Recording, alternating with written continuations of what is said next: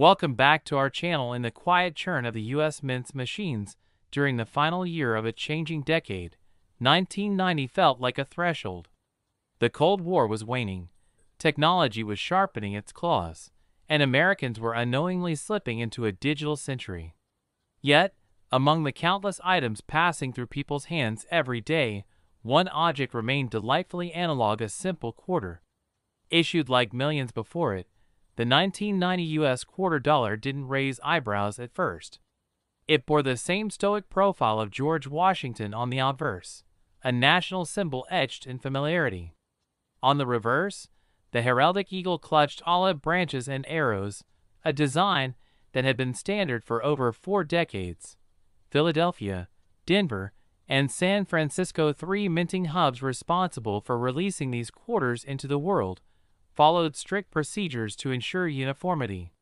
Coin blanks were prepared, dies were set, and presses struck at unfathomable speed. There was nothing revolutionary about the 1990 quarter. It was supposed to be like all others. And yet, hidden within the noise of machinery, buried beneath the weight of repetition, a whisper of anomaly found its way onto a few select coins. Not many noticed it. Not at first. Years later, a collector named Marcus rifled through his change jar in a dim-lit basement, the kind of place filled with quiet obsessions and stacks of cataloged history. Marcus had been collecting for over 2 decades, not as a profession, but as a personal odyssey. There was something sacred about searching through the mundane and finding the extraordinary. That day, his fingers pulled a 1990 quarter free from the pile, just another relic of commerce, until a brief shimmer under the lamplight stopped him. It looked different. He tilted it, studied the rim. It lacked the distinct mint mark. No P for Philadelphia. No D for Denver. And certainly no S for San Francisco. Marcus blinked. This couldn't be. By 1990, all Philadelphia minted coins carried the P mint mark, a shift initiated back in 1980. It was a small letter, easily overlooked, but ever since its official debut on circulating coins, it had been an enduring signature. Yet here it was, a coin that should have had it, but didn't. His heart beat just a little faster. At first, he considered the obvious: it had worn away. But the surface was crisp, the details untouched by circulation's eroding kiss. This wasn't wear. This was absence. Purposeful? Unlikely. Accidental? Almost certainly. But how? Marcus remembered stories of the transitional errors, those strange, fleeting anomalies born when the mint systems or staff failed momentarily. Could this be one of them? He dug into the recesses of his memory and his books. The 1990 no P quarter wasn't officially documented in standard references, but rumors had floated for years, whispers in numismatic circles, dismissed as myth or error in attribution. Yet here was proof, physical, undeniable, gleaming softly under a desk lamp. He took it to a magnifier. The rim was solid, untouched by alteration. The blank was standard, copper-nickel clad. The portrait and eagle were well struck. But that absent P, it haunted him. He began reaching out to other collectors, cautiously at first. A few brushed it off. Others leaned in, curious. One collector in Michigan claimed to have seen one in 1998, but never confirmed it. Another, in Arizona, had been chasing a rumor of a roll discovered near Pittsburgh. Pure speculation, until now. Word spread. Coin forums buzzed with the possibility. Dealers began scrutinizing their 1990 stock, and every so often, another surfaced. Still, they were few. A dozen, perhaps 2. Never in pristine mint state. And that made Marcus's find all the more thrilling. His specimen had minimal contact marks, a smooth, preserved luster. It wasn't just rare, it was near immaculate. As months turned to years, curiosity evolved into demand. Initially, the coin fetched moderate offers. A collector in New York offered $300. A dealer in Chicago pushed that to $600. But Marcus held on, watching, waiting. By the early 2000s, auction houses began listing confirmed examples. One hammered at $1,200. Another, slightly scuffed, brought $900. The buzz was no longer fringe. The no-P quarter of 1990 was making its mark. Marcus watched the numbers rise, slowly at first, then with accelerating pace. But the value wasn't just measured in dollars. It was in the mystery of the glitch in the minting matrix that had allowed this error to slip through. Error coins were often dramatic, off-center strikes, double dies, broad strikes. This one, however, was deceptively simple. A missing letter. But in that absence was a story of oversight and scarcity, a quiet anomaly that defied mass uniformity. Years passed, and numismatic communities placed the coin alongside other famed minting mishaps. Not as loud as the 1955 double die cent, nor as tragic as the 1943 copper penny. But the 1990 no-P quarter had an elegance about it subtle, understated, and therefore all the more alluring. In 2015, a pristine specimen surfaced at an estate sale in Florida. It had been sitting in a sealed plastic bag, miscategorized as a regular 1990 quarter. The appraiser almost dismissed it, until a sharp-eyed bidder called it out. That coin graded him as 66 by PCGS sold for a jaw-dropping $3,200. Marcus watched this unfold from his home, hands folded, heart racing. His own piece remained with him, locked away but never forgotten. And yet, something about the 2015 sale triggered a new wave of scrutiny. Experts revisited the mint records. Philadelphia, in 1990, had struck over 800 million quarters. But how many without a mint mark? No official count. No memo. Just speculation. Then, in 2019, a retired U.S. Mint employee, anonymous in public but verified through documentation, spoke off the record to a coin journal. He confirmed that for a brief window early in the year, one of the die sets had been mistakenly installed without the P engraving. It ran for less than a day before being corrected. No recall was issued, as the coins had already mixed with the general output. It was, he said, a phantom press, a term he coined for minting batches too small to track, too normal to notice, until it was too late. The phrase stuck. Collectors began referring to these coins as phantoms. The 1990 Phantom P quarter became folklore. But Marcus's story didn't end there. In late 2022, he was invited to speak at a regional numismatic expo. There, he brought his quarter out of the vault. Not to sell, not to trade, but to show. Attendees buzzed around it like moths to a flame. Under the halogen lights of the exhibit hall, the coin gleamed once again. That's when an independent researcher approached him with a theory. She had been examining error coins across decades, and she proposed something no one had suggested before. The missing P might not have been a simple die omission. Instead, it could have been part of a micro-test, a quiet, internal experiment by the mint to evaluate reactions to mint mark inconsistencies. Marcus laughed at first, but then she showed him something. A coin he had never seen. It was a 1990 quarter, struck in the exact same manner, no mint mark, clean edge, perfect centering, but with a die polish pattern that suggested it had never touched public circulation. A test strike. Minted, studied, then somehow released. Only 3 such coins had ever surfaced, she said, and 2 were in private collections, ungraded and nearly forgotten. She called them control ghosts, coins released deliberately, maybe even accidentally, for experimental calibration. If her theory was true, Marcus's quarter wasn't just a minting error, it was part of a hidden batch, a silent project. The implications were dizzying. If intentional, the 1990 no-P quarter wasn't a mistake at all. It was a coded message from the past. A clue. A ghost left behind by the mint's own custodians. Collectors debated this revelation.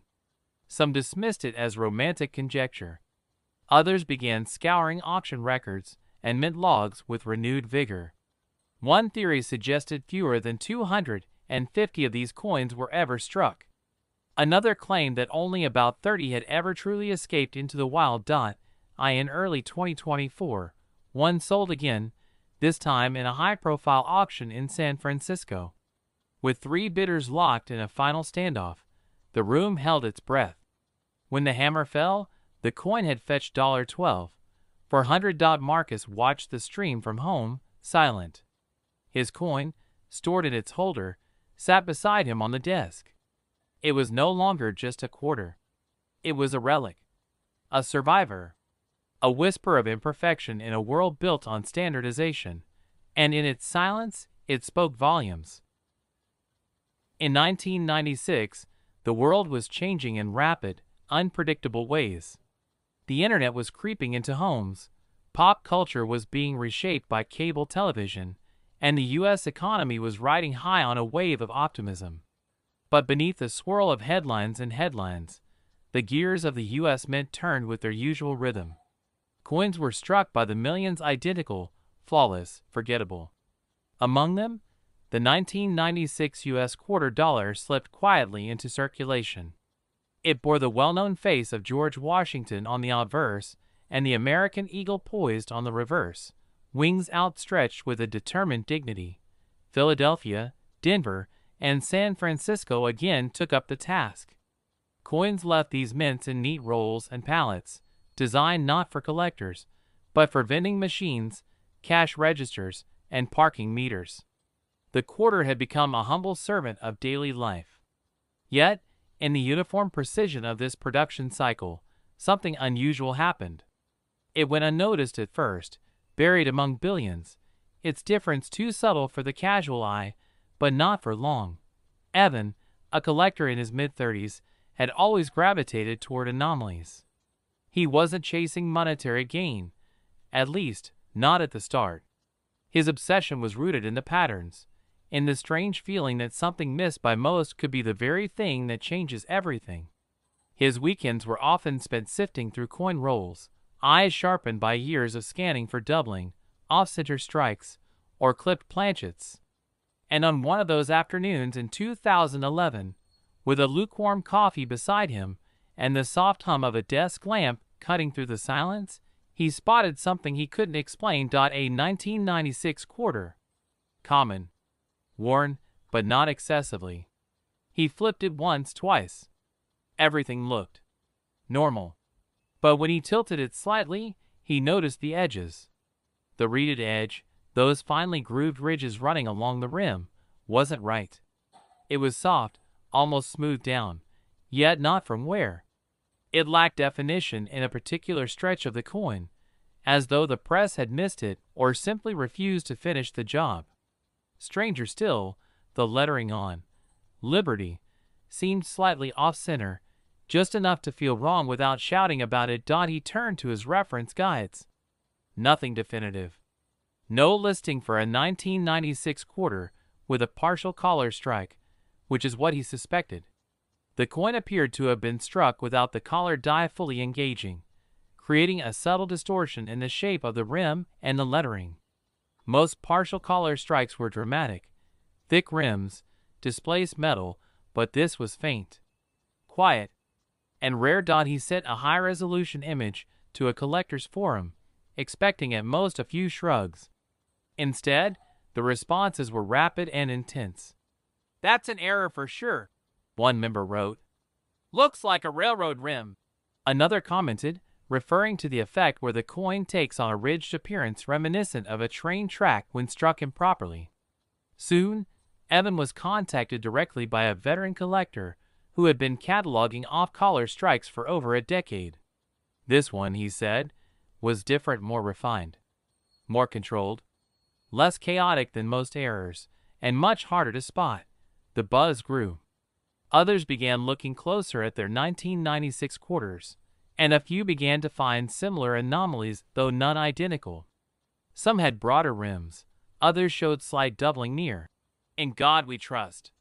But Evan's coin seemed to have captured a unique balance between subtlety and mistake.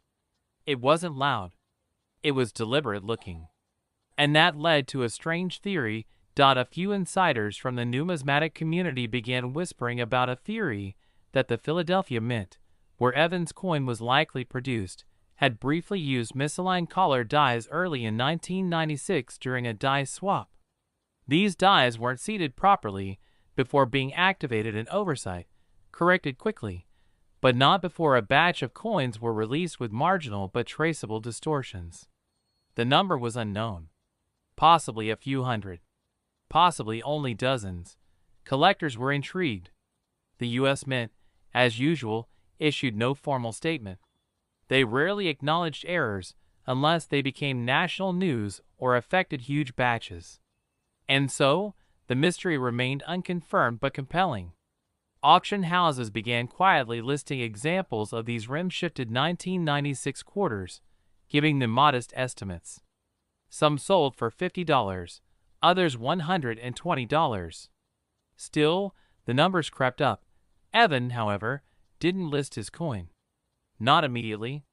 He studied its every angle, kept it in an airtight slab, took it to conventions and expos, where it drew quiet interest and hushed speculation.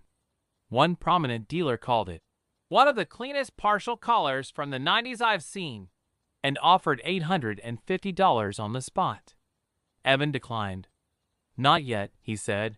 Meanwhile, the coin's image circulated among collectors, slowly building legend. It was no longer just a minting error, it was an elusive find with a growing narrative. More importantly, it was tied to a year without many known variants. The 1996 quarter had always been viewed as ordinary, its numbers large, its design unchanged. And that made any error, no matter how small, incredibly attractive to those looking to complete the ever-elusive perfect set of quarter anomalies. In 2020, Evan finally submitted the coin to PCGS for grading and attribution. The result stunned even him. MS65, attributed as a partial collar strike with off-center lettering, a verified mint error. But more than the grade, it was the recognition. The coin had crossed from personal discovery into public registry. Collectors took note. It wasn't just a nice find anymore, it was a benchmark. And that's when things took a turn. A month after the PCGS registry entry went live, Evan received an email from a retired mint equipment engineer. The man claimed he worked during the 90s, and while he wouldn't say much directly, he suggested that a batch of coin press upgrades had taken place in early 1996 in Philadelphia. During 1 week of testing the new collar alignment system, a technician forgot to calibrate the outer collar rings, leading to what he called alignment drift. It would have gone unnoticed on most coins. But a few, like Evans, would bear the faint traces of a press that wasn't quite ready. Evan forwarded the message to two respected coin researchers. Both agreed the terminology fit. The timing matched. And while there was no paper trail to confirm it outright, the story suddenly felt less like a theory and more like a confirmation. Evans' quarter wasn't just an error.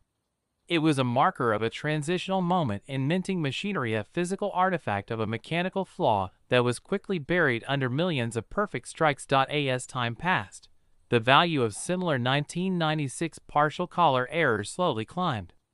More appeared, but none with the clarity or condition of Evans. Some collectors began dubbing it the 1996 shift, a name meant to represent both the coin's misalignment and the change in perception toward the year's issues. And then, in early 2025, Evan decided to sell. The auction was small, invitation only, hosted by a boutique numismatic firm in Boston. Bidders from Europe, Canada, and across the United States tuned in virtually. The listing was sparse, just a few photos, the PCGS cert, and a short line. A remarkable survivor of mint transition, the 1996 quarter error in MS65. When bidding opened, it started slowly. A few thousand. Then 5. Then 7. But as the minutes ticked by, momentum gathered. One collector pushed it to $10,000. Another countered with $11,200. In the end, after a final flurry of last-second bids, the gavel fell. $14, 300 for a quarter. Evan sat in silence for a moment, the glow of his monitor casting shadows across the room. The coin was gone, but its story had finally reached the surface. What had once been a faint anomaly, a tiny whisper in metal, had become a celebrated artifact of imperfection. And in its journey from factory floor to auction floor, it had rewritten the narrative of an otherwise unremarkable year in coinage. In a world chasing perfection, the 1996 quarter had proven that sometimes the most valuable stories begin with a mistake. The year 2022 brought with it a breath of change to American coinage. It marked the continuation of the American Women Quarters program, an ambitious tribute that honored influential women from the nation's history. And among the first to be featured was Maya Angelou, a poet, civil rights activist, and voice of resilience. Her image, captured mid-motion with outstretched arms and a bird in flight behind her, stood in vivid contrast to the stoic portrait of Washington on the obverse. The coin was a striking blend of tradition and transformation, a symbol of the country's evolving narrative. Minted in Philadelphia and Denver, the 2022 quarter was intended to be flawless. The U.S. Mint had sharpened its processes, introduced advanced die polishing methods, and promised precision. But even in an age of digital controls and computer-assisted inspection, human oversight and mechanical tension remained. With billions of coins produced annually, the smallest miscalculation could burst something unexpected. That's exactly what happened, though few noticed at first. Miles away from any numismatic convention, a young collector named Sarah stumbled upon something unusual. She wasn't a professional, just a college student who picked coins from change, more out of curiosity than intention. One afternoon, after grabbing lunch from a food truck, she received a handful of coins in return. Among them, a 2022 quarter caught her eye, not because of Maya Angelou's figure, which was already familiar to her, but because something was off. The obverse looked odd. Washington's profile seemed slightly ghosted, faint around the jawline and distorted around the rim. At first, she thought it was damage, something caused by wear or scraping. But then she noticed something more. The inscriptions near the rim were struck twice, barely, subtly but unmistakably. A doubling. Her fingers froze. Her breath caught. Could it be? She rushed home, pulled out her basic magnifier, and examined the coin under the lamplight. The word Liberty had an unnatural shadow.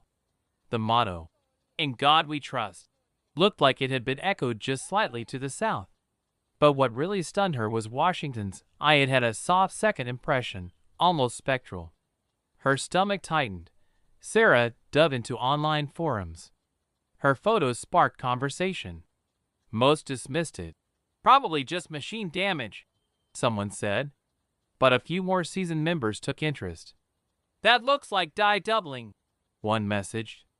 "Or even better, possibly a double die obverse." The term carried weight. A double die wasn't a post-strike error. It wasn't caused by pressure or movement after minting. It was born at the very beginning, when the working die itself was created improperly. That meant any coin struck by that die would carry the same flaw, replicated across every impression. Sarah sent the coin to a well-known error grading service. The weeks dragged. She second-guessed herself daily. Was it just wear? Just a fluke of lighting? Had she mistaken excitement for substance? The package returned in mid-March, snug in its tamper-proof slab. She read the label slowly. 2022 P quarter. Double die obverse. MS64. She stared at it, heart pounding. It was real. A true double die. Confirmed. Authenticated. Word spread quickly. Collectors hadn't yet seen a DDO for the 2022 Maya Angelou quarter, at least not one cataloged this clearly. Some posted similar coins, but none had the clarity of Sarah's. Her coin became a reference point. Dealers at regional shows began asking questions. Images of the coin appeared in monthly trade publications. One prominent numismatist even published a short paper on the possible die stage progression based on Sarah's example. But this wasn't just about doubled text or misaligned strikes. It was about timing. The 2022 coin had symbolic power. It was the first in a new series, one that carried cultural and historical significance beyond numismatics. A mistake on this coin wasn't just rare, it was loaded with unintended meaning. Imperfection on a tribute to a woman who had endured and transcended so much? There was poetry in it.as the numismatic world dug deeper. New details surfaced. The mint had quietly switched to a newer press configuration in early 2022, intending to increase throughput in Philadelphia. During the transition, several dies were repolished by hand, using an older manual technique that hadn't been employed since the early 2000s. A theory emerged. One of those manually prepared dies received a second hubbing out of alignment, a classical cause of a double die. It was a flaw born of human intervention in an increasingly automated system. This lent Sarah's coin an even sharper edge of intrigue. It wasn't just an error, it was the accidental result of tradition colliding with modernization. Collectors started paying attention to their pocket change with fresh urgency. eBay listings ballooned overnight, with coins claiming to be 2022 DDOs, but very few matched the distinct traits of Sarah's find. Most were mechanical doubling, not true die anomalies. The flood of imitators only raised the value of the original. It remained singular. In September of 2023, the coin made its auction debut. Sarah had no intention of selling, at least, not initially. But after two private offers, one for $5,000, the other for $7,800, she realized her discovery had monetary weight beyond what she'd imagined. The coin was listed through a respected auction house, its provenance explained in detail, the photos crisp and clinical. Bidding began modestly, $4,000, then $6,200, a lull, then a spike to $9,500, and finally, a bidding war between two anonymous buyers that pushed the final hammer price past expectations. $12, $750 for a quarter. The room was stunned. Sarah, watching online, could hardly breathe. In a single moment, her ordinary lunch purchase had become an object of national fascination, a rare coin, a certified error, and a cultural artifact wrapped in one. In the month since, only two more coins with similar doubling have surfaced, one in lesser condition, one with partial details. Neither sold for more than $3,000. Sarah's coin, now referenced in catalog updates and cited in grading seminars, remains the benchmark. Its value wasn't just in the metal, or the flaw, or the year. It was in the way it told a story, a quiet mistake during a loud time of change. A slip of the die that left behind not just a mark, but a moment. And in that moment, the 2022 quarter transformed. From change in a food truck to an artifact worth $12,750. Not because it was perfect, but because it wasn't.